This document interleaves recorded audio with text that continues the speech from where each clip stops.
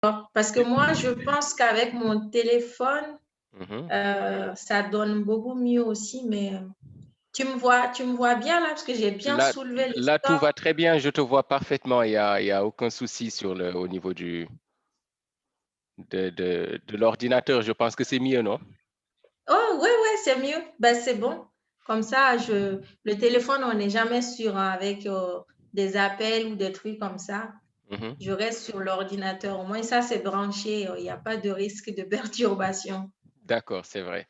Alors, comme je te disais, Mariam, c'est une discussion que j'entretiens avec des amis, des personnes en fait qui sont actives dans un domaine ou dans un autre.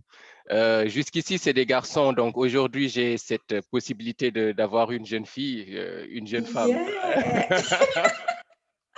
En plus, je crois que tu es féministe, mais après, on en parlera, tu me diras un peu plus là-dessus. Donc, moi, Ah, c'est bon. Après on développera ce point-là. Donc, moi, oui, je commence toujours par une petite musique histoire d'étendre l'ambiance. Donc, oui. bah, une des musiques que je fais sortir pour les faire découvrir en même temps. Donc, là, on va juste écouter un petit extrait avant de démarrer la discussion, Mariam. OK. Et là, un témoignage, tu commenceras à partir d'après la musique ou avant? Après la musique, on commence la musique, c'est comme une sorte de générique. De toute façon, tu en sais un peu plus, tu vois? Oui, oui, OK. Ok. Non, juste pour savoir, parce que je me rends compte que je vois le manteau sur ma cam, c'est ça que je voulais enlever en fait. Ah oui, oui, bien sûr, vas-y, vas-y. Alors,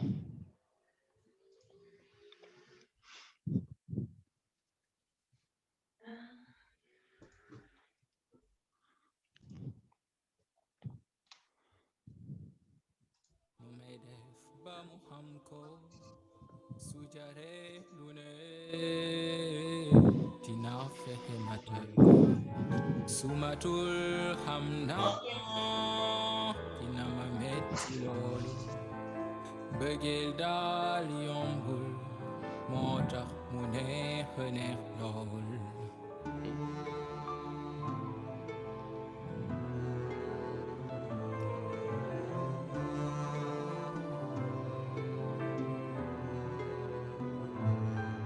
kon yow jàppale ma nga bëgg ma jàppale ma ndax sama bëggeel ma neex yow mi jàppale ma nga bëgg ma man jàppale ma ndax sama bëggeel ma neex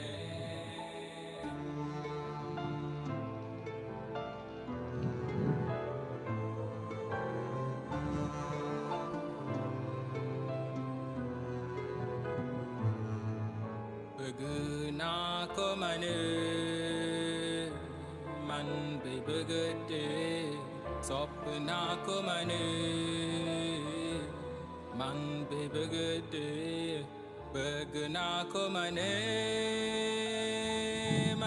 bay bëgg dee ankay bëgg naa ko sopp naa ko ba dee sopp naa ko ba dee sopp naa ko ba dee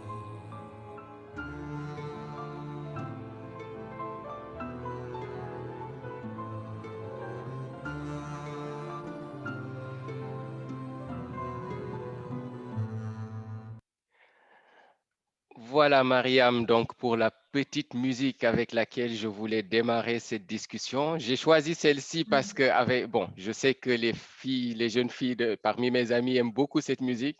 Donc, je me suis dit que peut-être que toi aussi, ça te plaira pour démarrer cette discussion. Donc, voilà. Et d'ailleurs, ça va me permettre de faire une petite transition pour la présentation, bien sûr, mais tu me diras le rapport à la culture, quoi, parce que surtout dans les associations et tout ça. Oui. Moi, j'ai bien aimé. Je pense que tu m'as partagé le lien de cette vidéo. Donc, Mhm, mhm, j'ai regardé, ça m'a amené sur d'autres vidéos. Je ne savais pas que tu faisais de la musique. ouais. Donc, ça permet de voir un peu voilà, le côté multitâche de ta personnalité. Ah Et ben merci. comme je ne comprends pas trop, je ne comprends pas Le tout Wolof. bonnement le Wolof, Ouais, mais bon, vu un peu la douceur de la mélodie, on sent tout de suite que c'est une chanson d'amour, comme le titre le l'indique. montre parfaitement. D'accord, tu ne parles pas Wolof. Toi, tu es de quel pays justement? Dis-nous, comme ça on sait. Du Mali, moi je suis malienne. Du Mali et donc tu parles Bambara. Oui, je parle Bambara. J'aurais dû te dire Ibedi alors, n'est-ce pas? C'est comme ça qu'on dit bonjour. Ibedi, c'est plus comment tu vas, comment Ah, ça va. comment ça va? Tu sais, moi Ouais. j'ai des parents Bambara, mais malheureusement, plus renégats que moi sur ce point-là, il n'y en a pas, hein. Ah, bah, c'est vrai que Sissoko, c'est plus vers la région de Caille, hein, chez Ouais, nous. c'est vrai, c'est vrai, c'est vrai, c'est vrai. Ouais, j'ai Sinon, des cousins présente-toi un. Sissoko. Oui, c'est la plus. Voilà, déjà là, il y a une bonne, comment on dit, un bon moyen de rentrer plus dans la présentation. Mariam, Oui, comment tu te présenterais aux gens qui vont nous écouter? alors, j'essaie de donner peut-être une seule casquette. Peut-être au cours de la discussion, on abordera d'autres potentialités de ma personne. Mhm, Aujourd'hui, on va dire que je suis une femme qui travaille dans le marketing, puisque mhm. le, comment dire, le social fait que quand on se présente, c'est son boulot qu'on met en avant. Mais D'accord. je pense que c'est un peu réducteur dans la définition d'une personne Mhm. et on aura suffisamment l'occasion d'en parler au cours de la discussion. Donc, je suis dans la vie chargée de communication et de marketing dans une entreprise en région parisienne. En région parisienne, d'accord. Oui. Donc, toi, tu as mené tes études à Paris, c'est bien cela? J'ai mené mes études dans le sud de la France, Mhm, dans l'école de journalisme et de communication de Marseille. mhm, C'est cette ville où j'ai vraiment foulé le sol français pour la première fois mhm, et j'ai fait tout mon cycle universitaire. mhm, J'ai fini en 2016, puis il mhm, y a eu l'étape suivante qui était la recherche d'emploi, mhm, euh, le fait de savoir si j'ai envie de m'aventurer un peu dans euh, le professionnalisme ici ou directement dans un autre pays. mhm, Après, ça a été évident pour moi, comme la plupart des étudiants africains, quand on finit les études, mhm, il y a cette boule au ventre de savoir qu'est-ce qui nous attend au mhm, retour de chez nous. Et comme la plupart du temps, on n'a pas eu d'expérience professionnelle dans nos pays d'origine, mhm, ben, on a déjà une connaissance de comment ça se passe en France. mhm, Et donc, on se lance dans l'aventure en cherchant du travail, puisqu'on est déjà rentré dans une espèce de moule et mhm, qu'on sait à peu près comment ça se passe, même si on sait que ce ne sera pas évident. mhm. Ben, on essaye quand même de nous donner une chance. Et moi, c'est ainsi que j'ai continué à chercher du travail et c'est ce qui m'a amenée en région parisienne. Mhm. Sinon, j'ai tout fait dans le sud de la France à mon arrivée ici en 2013. En Ça fait 2013. quelques années quand même, ouais. Oui, oui, ça fait quelques années. Mais en fait, oui, quand je vois les activités en fait, auxquelles tu participes, surtout sur les réseaux sociaux, ça montre que tu es assez engagé depuis le début. Donc, je voyais d'abord, je pense qu'il y avait un collectif qui s'appelle le collectif des Rosas. Peux-tu nous en dire un peu plus là-dessus? À quoi ça servait au juste? Alors, oui, effectivement, j'ai découvert le collectif des Rosards en 2015 Mhm, mhm, au cours d'un stage que j'effectuais à Marseille dans une agence de communication. mhm, Et nous, en fait, on travaillait sur un événement, bon, pour faire court, hein, on travaillait sur un événement avec un monsieur d'origine de la Côte d'Ivoire. Et mhm, lui, à l'époque, il avait mis en avant la question des cheveux crépus de la femme noire, du mhm, fait qu'on n'accepte pas nos cheveux dans leur nature, qu'on les défrise, ou alors on met des tissages ou des perruques, qu'on ne laisse pas nos cheveux, on ne les met pas en valeur. Et moi, je travaillais sur cet événement, sur tout ce qui est mis en place de la communication et aussi tout ce qui va être défilé. J'étais à fond dans l'organisation et ça m'a permis de me mettre en question de me questionner sur ma relation avec ma nature, mes propres cheveux, parce qu'à l'époque, j'avais les cheveux défrisés. Et à partir de là, moi, j'avais arrêté, j'ai pris la décision de ne plus me défriser, de ne plus me mettre de tissage, de laisser mes cheveux naturels tels qu'ils sont. Et en fait, j'ai été amenée à travailler avec des filles qui étaient là de manière bénévole. Nous, c'était dans le cadre d'un stage un peu obligatoire, mais j'ai connu 2 jeunes femmes très, très dynamiques à l'époque et je ne comprenais pas trop un tel engagement de leur part. Elles m'ont dit en fait qu'elles étaient là via le collectif des Rosas. Donc, je commence à m'intéresser à ça. Et c'est là qu'elles m'ont dit que c'est un collectif qui regroupe en fait des femmes noires à Marseille. Des femmes noires qui ont décidé de prendre la parole pour lutter contre le racisme et qu'ils ont mis en place ce collectif de manière assez naturelle suite aux attaques que la garde des Sceaux française Christiane Taubira avait reçues, tout ce qui était attaque raciste. Et donc, le fait que la classe politique française n'ait pas autant agi, n'ait pas autant réagi à toute cette histoire, ça a révolté ces femmes-là et elles se sont retrouvées à faire une manif un peu improvisée au Vieux-Port. C'est une place très connue à Marseille. Donc, à partir de là, il y a une dynamique qui s'est créée et donc, avec leur force, elles ont dit, chaque année maintenant, on essaye de mettre en place un événement. Et comme le hasard faisant les choses, le jour où elles se sont retrouvées au Vieux-Port, c'était, on va dire, à peu près le mois de décembre en 2013.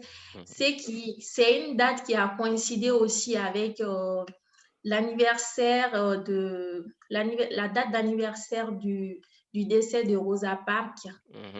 Donc, Rosa Parks, cette activiste auprès de Martin Luther King, bien connu, qui a refusé de céder sa place à un homme blanc dans un bus, qui a vraiment entamé toutes les démarches de la part des Afro-Américains pour réclamer leurs droits en tant que citoyens américains, tout ça. Donc, en fait, pour rendre hommage à cette femme, ces femmes-là à Marseille, elles ont décidé justement de donner le nom de Rosa à leur collectif pour aussi dénoncer les actes de racisme. Et le fait qu'elles ne sont pas uniquement dans tout ce qui est, on va dire, combat antiraciste, parce que quand on se rend compte ici en Europe qu'on est afro-descendant ou qu'on vient de l'Afrique et qu'on a immigré ici, on se rend compte qu'on est en fait victime d'une double oppression. On est victime de racisme quand on est noir et quand on est femme, on est victime de sexisme. Donc, on va dire que ce collectif-là réunit des femmes qui défendent les causes des femmes noires en militant pour justement lutter pour tout ce qui est racisme et sexisme. Et moi, ça a été quelque chose d'assez naturel de les rejoindre dans leur combat et c'est quelque chose qui a été assez formateur pour moi parce que je me suis beaucoup impliquée dans les activités quand on devait organiser des événements et qu'il fallait chercher des invités, peaufiner les thèmes comme il le faut, participer aux réunions. Franchement, c'était quelque chose au-delà du militantisme, on apprend déjà parce qu'il faut être professionnel. Quand on a les conférences à organiser, tout ça, je faisais un petit peu la maîtresse des cérémonies pour modérer tout ça. Et tout ça, en fait, ça m'a forgé dans ma capacité de prise de parole en public, dans une grande salle devant une centaine de personnes. Donc, moi, j'en tire énormément de positif et aussi le fait que je sois en phase avec l'histoire de l'Afrique, l'histoire du peuple afro-descendant. Donc, je me dis, je suis vraiment dans mon élément en mettant en pratique mes connaissances et aussi en apprenant auprès des aînés parce que c'est des femmes qui étaient aussi très, très, très au taquet sur tout ce qui concernait ces sujets-là par rapport à l'histoire de nos pays, de nos ancêtres. Donc, c'est vraiment quelque chose d'assez marquant dans mon parcours ici en France et aussi le côté associatif. D'accord. Eh bien, je pense que tu es aussi, tu as fait, tu parlais que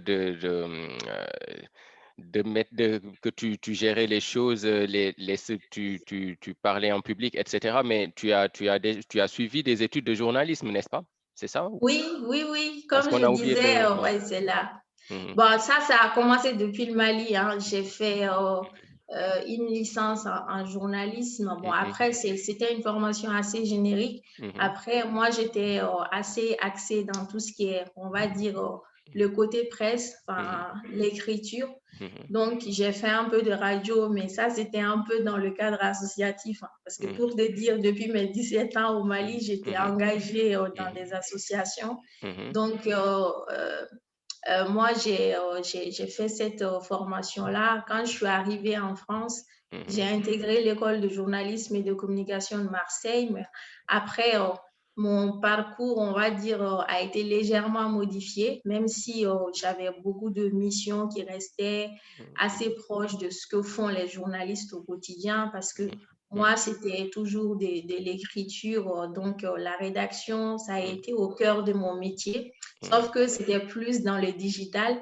Et mhm, aujourd'hui, comment dire, nommer ces métiers-là, on parle de rédacteur web, on parle de community manager mhm. et aussi le chargé de communication. Donc, le poste que j'occupe actuellement, parce que dans mon quotidien, je suis amenée à travailler sur les sites Internet de l'entreprise, Mhm, faire des articles et aussi faire un peu des vidéos ou encore des photos. mhm, Ah, enfin, ça englobe un peu le métier du journaliste, sauf qu'aujourd'hui, quand je le fais, c'est au nom d'une marque, mhm, c'est au nom d'une société, donc il n'y a pas vraiment de, comment dire, d'impartialité ou de neutralité, comme ça peut faire partie de la déontologie journalistique. Là, il y a carrément une prise de parti puisque je travaille pour une société et je ne peux pas me permettre de dire il faut que je sois neutre.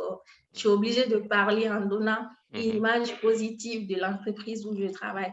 Donc, je D'accord. pense que la différence entre les deux, c'est situe plus de ce côté-là. Mhm. Sinon, ouais, j'ai ce bagage en tant que journaliste avant Mhm. tout.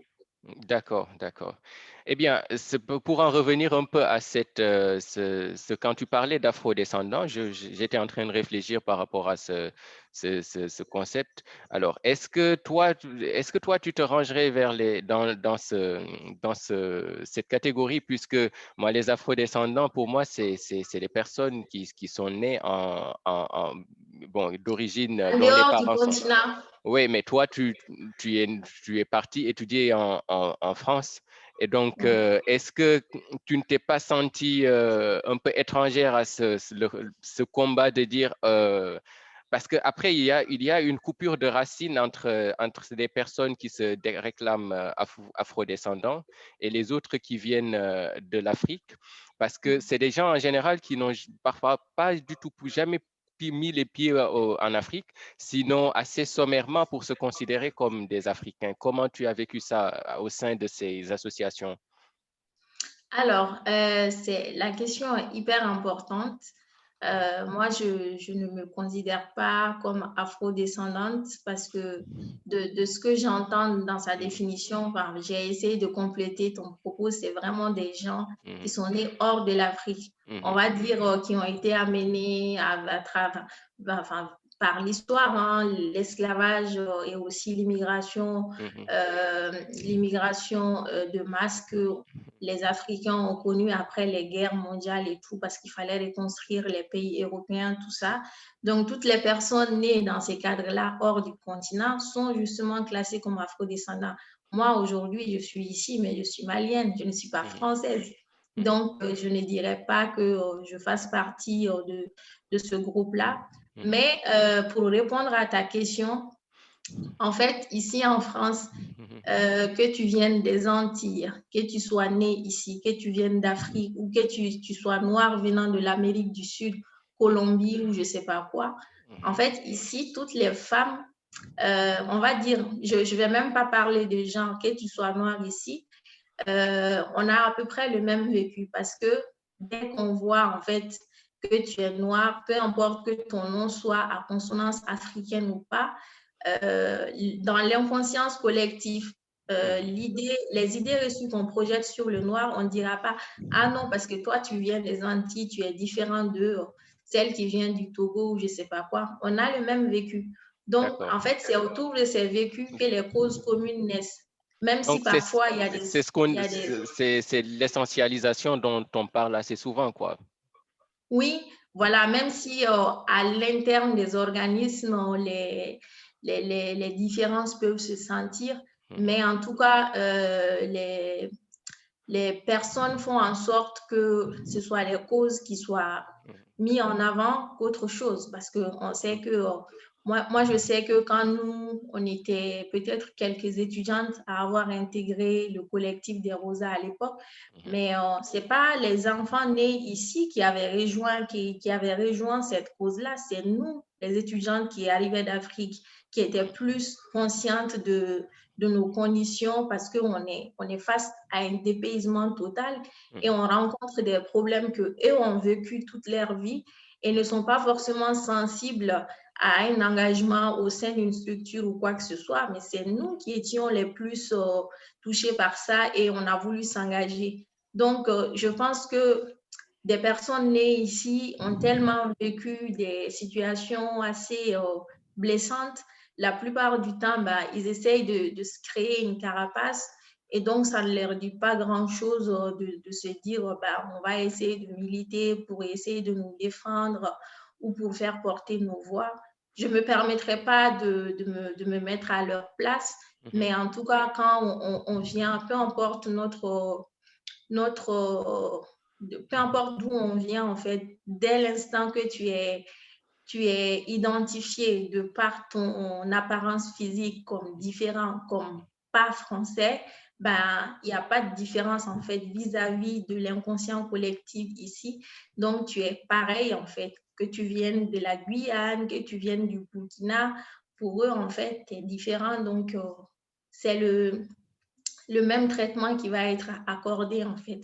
Et quand je parle de traitement, ça va être des discriminations à l'embauche, quand tu cherches du travail, par exemple, ou quand tu cherches, je ne sais pas, un logement. Donc, c'est beaucoup de choses comme ça, en fait. D'accord. Alors, pour ne pas trop, parce que je sais que c'est un sujet aussi qui peut se développer trop longtemps, parce qu'il y a beaucoup de choses à dire. Donc, pour juste clore ce sujet-là, est-ce que si c'était à refaire d'aller étudier hors de l'Afrique, tu dirais que tu suivrais le même scénario? Oui, je pense que, parce que là, je suis en train de travailler sur un livre. Tu sais, on a tellement de choses à dire et je trouve que ce soit dommage qu'on soit tellement présent dans l'espace public ici en France et qu'on soit si peu visible. C'est-à-dire, les étudiants, c'est la force vraiment non visible que tu trouveras à peu près dans toutes les structures ici, que ce soit dans les restaurants, dans les hôtels. J'ai été, moi, étudiante. En été, comment on se démerdait pour avoir les boulots dits ingrats, c'est nous qui les occupons ici. Et malheureusement, notre parole, on ne l'entend pas. C'est seulement en 2018, quand le Premier ministre Édouard Philippe a essayé de faire passer un projet de loi pour augmenter les frais d'inscription pour les étudiants étrangers. Donc, ça a vraiment choqué. Les étudiants étrangers se sont levés dans différentes villes en France pour manifester contre ça. Donc, moi, je me dis, si j'avais le choix de venir en France, j'aurais pas dit non. Je pense que la manière dont on a grandi dans nos pays avec un peu le fantasme que l'ailleurs est meilleur que nos pays, que l'ailleurs est forcément la terre d'opportunité, que l'ailleurs c'est l'endroit où on peut espérer pour avoir des choses inaccessibles. En fait, ça nous est vendu comme quelque chose de tellement merveilleux que quand on te dit à l'époque, moi je pense que j'avais pas encore mes 20 ans, qu'on me dise, écoute, tu as une inscription pour aller dans une université française, je pense que j'aurais pas dit non. J'aurais pas dit non.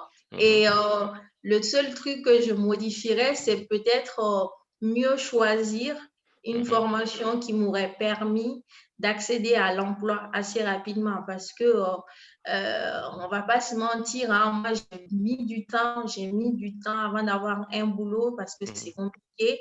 Mhm. Euh, J'aurais préféré ce petit conseil d'orientation pour Mhm. savoir ce qu'il me fallait Mhm.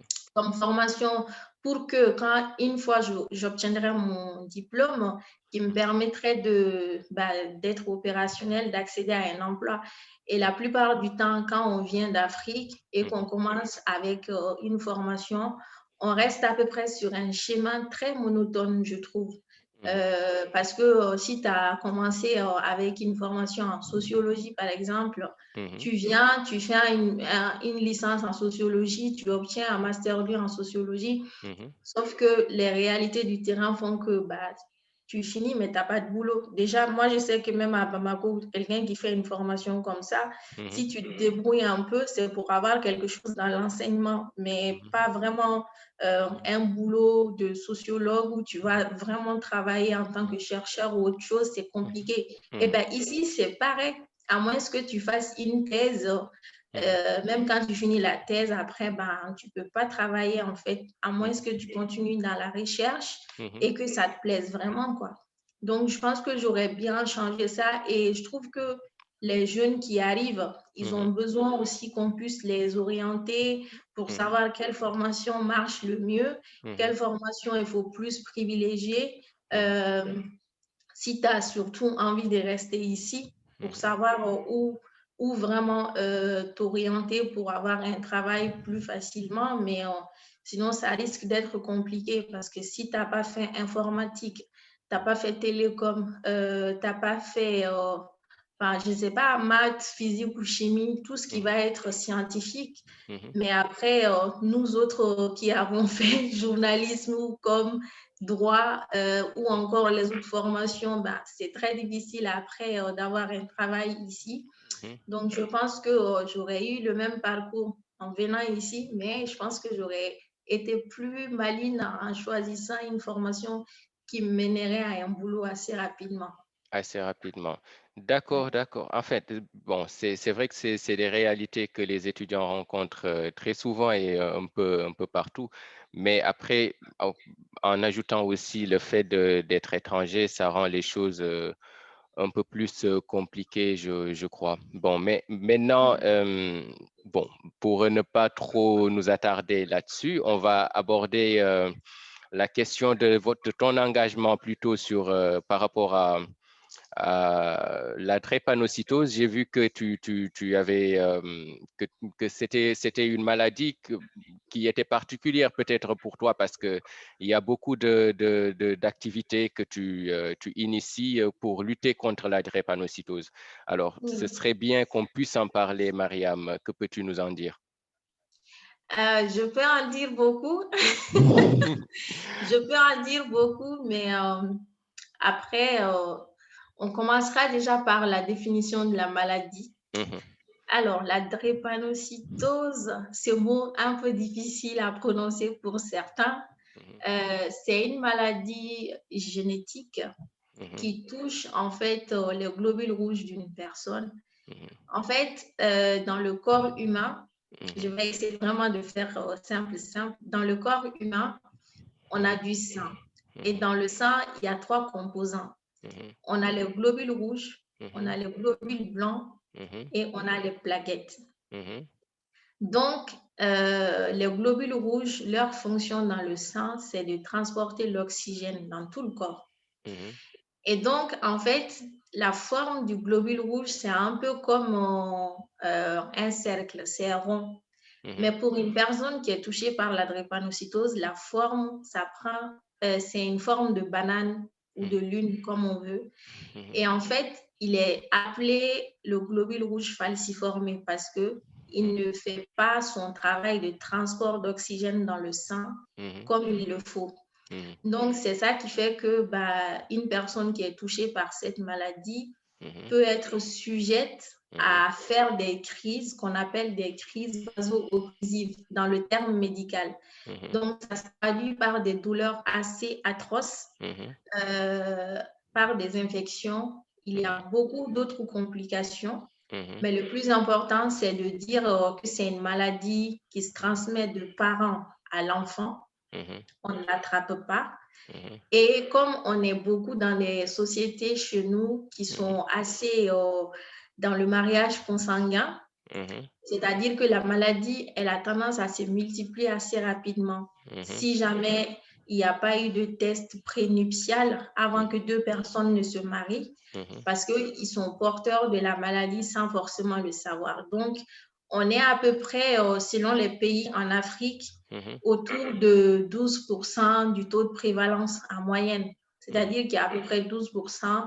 Bon, moi, je connais le cas du Mali, on est entre 12 à 15% de taux de prévalence en moyenne dans la population malienne.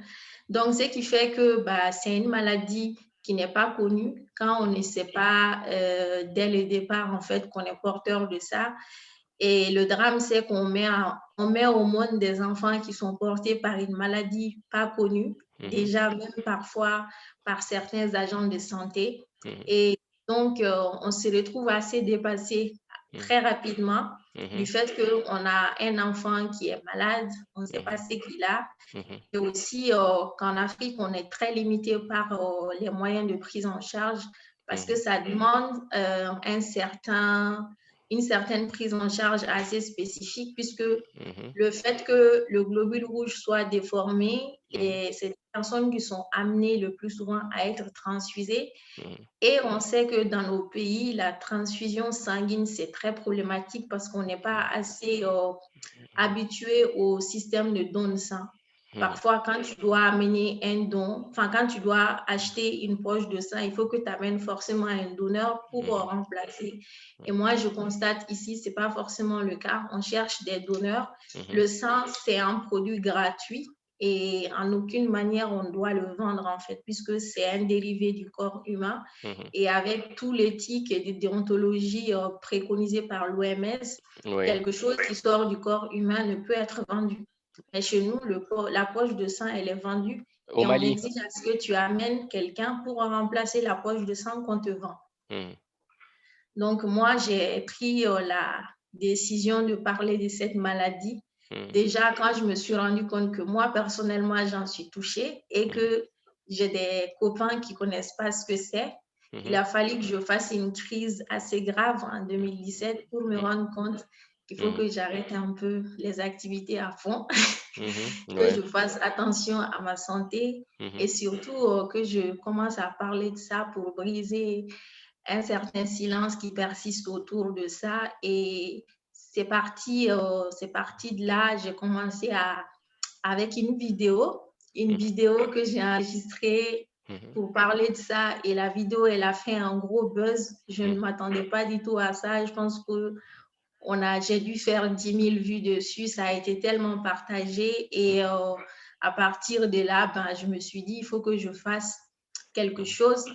Et donc, j'ai décidé de créer un site internet. Et à partir de là, vu que j'avais les compétences pour la mise en place d'un site, les écritures, tout ça, en un mois, j'ai commencé à travailler. Je ne dormais pratiquement pas. Et donc, j'ai fait un site internet que j'ai nommé Dré-Info. Et c'était une combinaison de drépanocytose plus information pour vraiment sensibiliser les gens, pour parler de la maladie et surtout donner la parole à d'autres malades qui n'osent pas encore parce que c'est considéré comme tabou puisqu'on ne connaît pas plus d'informations là-dessus.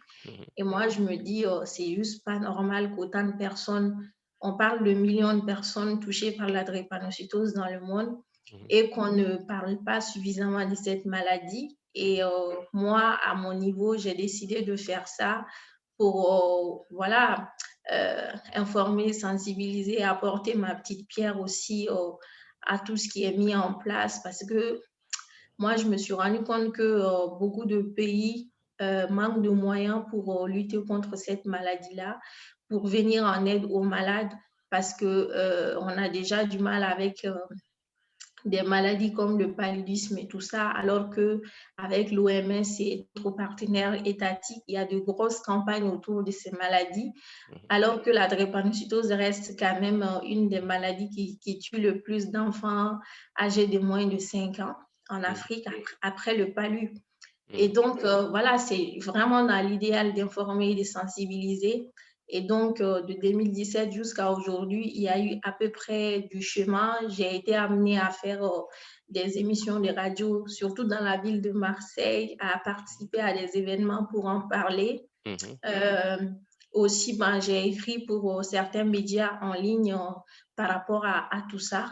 Et aujourd'hui, ben, je me suis dit, on passe à une étape plus importante, peut-être la mise en place des actions plus concrètes pour venir en aide à des malades.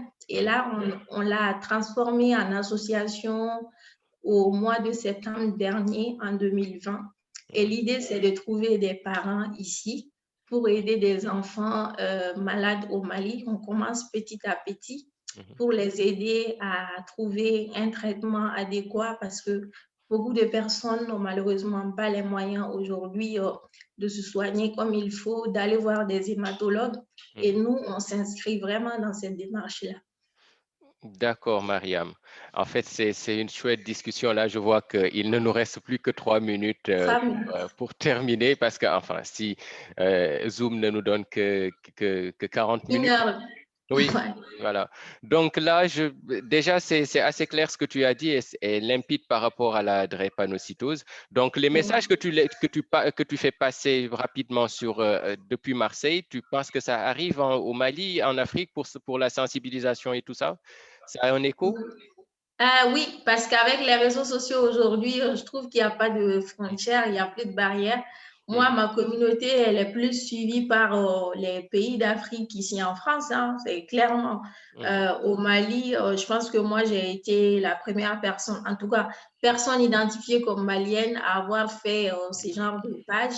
Et donc, je suis suivie à la fois par la Côte d'Ivoire, le Mali, le Sénégal, la Guinée. Et le truc, c'est que même n'étant pas association, à chaque fois qu'il y avait un élan de solidarité qui se crée autour des malades, les gens, ils viennent m'écrire et tout. Moi, je disais, en fait, je fais qu'un travail de sensibilisation, je n'étais pas une association.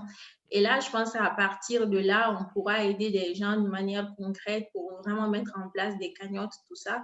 Donc, oui, mon message, il fait écho au-delà des frontières françaises. D'accord, Mariam. En tout cas, c'était un plaisir d'avoir cette discussion avec toi. Je suppose qu'après, les internautes et nos amis vont beaucoup apprendre de ça parce qu'il y a des choses qui n'étaient pas vraiment connues. Enfin, c'est pas évident de les connaître. Donc, après, je suppose qu'il y aura des questions, mais la page de Dre Info est disponible sur Facebook, sur les réseaux sociaux. Donc, et les sites aussi. Hein. Je t'envoie le site dreinfo.org. Dreinfo.org. Donc voilà, s'il y a d'autres questions que les gens veulent poser par rapport à la drépanocytose et tes engagements, je pense que par là, ils peuvent trouver le bon canal pour poursuivre la discussion.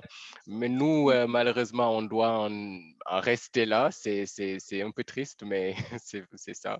Donc, en tout cas, merci beaucoup, Mariam, de ta disponibilité et d'avoir répondu présent à notre invitation. Merci à toi, Ousmane. C'était un plaisir. Partagez. Je te souhaite de passer une très bonne...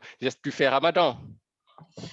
Non, pas moi. Avec ma drépanocytose, je suis... je ne peux pas faire de jeûne. Bah là. Bon Ramadan quand même. Et bon Ramadan à ceux qui en font. Merci beaucoup. Merci.